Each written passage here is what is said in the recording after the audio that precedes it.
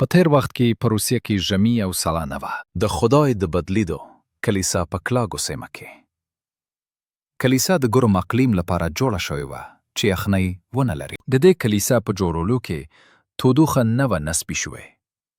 هلته نه چولۍ شته، نه تودوخه، نه د بخار د پخو د پټ. دلته هیڅ ځای نشته او د هغوی کوم نښې هم نشته. خو په روسیه کې د تودوخې پرته ډېر یخ دی. عامه ځایونه باید تودوخه سي. نو چالۍ وروسته جوړه شوه. دا دلته د دروازې نغدې ځای پر ځای شوه. د هوا تودوخې پرده جوړولو لپاره. هغوی په دیوال کې د چولۍ د نصب لپاره خندونه جوړ کړل. دا څرګنده ده چې خښتې نرمې شوې دي. دا د جوړونې خښتې نه دي. دیوال باندې ډېر پلاستر پاتې دی. پلاستر نشي کولی د کار کولو په تنور کې وي. دا به سوځي. په دیوال کې د دوړو ایستلو لپاره یوه چاینل جوړه شوه. د سوراخ شوی چاینل دننه بند شوی و تر څو یوه پایپ جوړه کړئ. راځئ چې د چتکۍ ته نغدې کتنه وکړو. دا واضح دی چې د فلو په دننه کې خښتې مرې او ټوټې شوي دي. څه ډېر بېرحمه خښتې له دیواله راویستلې تر څو چمني جوړه کړي. د کلیسا دیوال د خښتو ترمنځ مالټرډ سپین دی. دلته دی روښانه. د چمنۍ په وروستی جوړی شوی دیوال کې خښتې د مختلفو مرتر سره تړل شوی دي. دا نسواري رنګ لري. د چمنۍ دا کوچنی دیوال وروسته جوړ شوی و. ولې روسي معمار د کلیسا جوړولو پر مهال د تودوخې لپاره تنور ونه جوړوه؟ آیا هغه د روسي یخني او ژمي هیر کړی وه؟ راځئ چې د دې کلیسا بل عنصر ته یوه کتنه وکړو. د معبد په ساحه کې اړخیزې دروازې. دروازې د اوسپنې جوړې دي. فلز ښه تودوخه نه ساتي. ودانې د فلزي دروازو له لارې ډېر تودوخه له لاسه ورکوي. دلته موږ د دویم اضافي دروازې د نصب نښې ګورو. د معبد د جوړېدو وروسته داخلي دیوالونه خروب او رنګ کړل شول.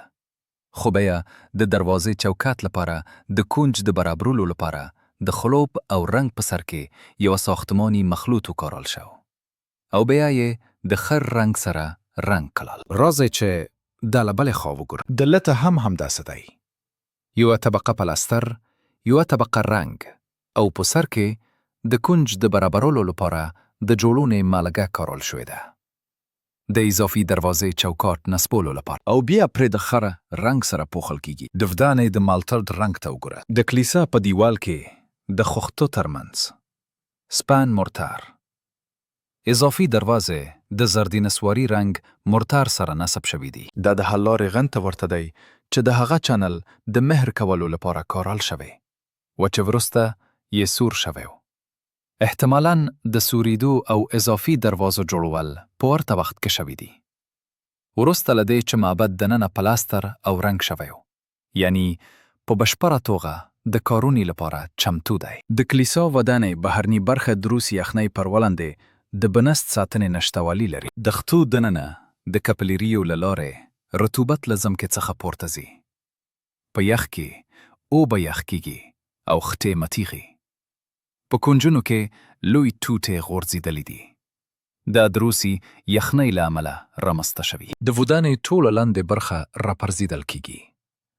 دلته هم همداسې دی. د خښتو ټوټې شوې او له دیواله ولوېدلې. نو روسي یخ د هغو ودانیو تخریب کوي چې د بنست لپاره د ژمي ساتنه نه لري.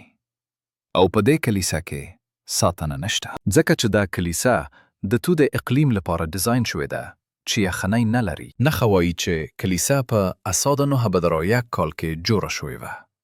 د 18مې پیړۍ په پای کې. که نیټه سمه وي نو 200 کاله مخکې په روسیه کې ژمي او یخنۍ نه وه.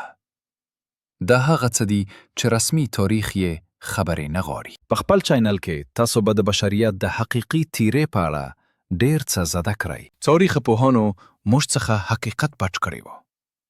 ما باید دا په خپله معلوم کړم. ما داسې شیان وموندل چې ته یې حتی تصور هم نشي کولی.